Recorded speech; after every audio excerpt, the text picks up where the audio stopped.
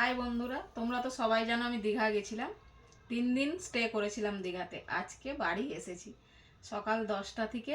বাসে বসে বসে 3টের সময় নেমেছি ধর্মতলায়। ধর্মতলা থেকে বাসে করে বাড়ি এসেছি। বাড়িতে নেমেছি তখন 5:30, 5টা 5:30 সামথিং এরম কিছু।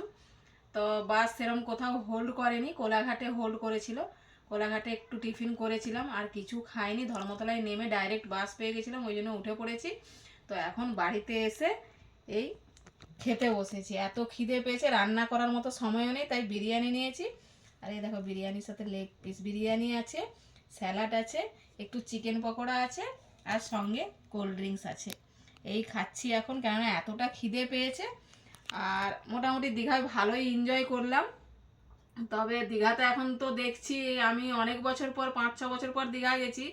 তো দীঘাতে দেখছি যে সব কিছু এখন ইউনিয়ন হয়ে গেছে, মানে দোকানদাররা বা যারা খেলনা বিক্রি করছে, হকার্সরা, সব কিছু ইউনিয়ন। দীঘা কেন, উদয়পুর কেন, সব জায়গায়।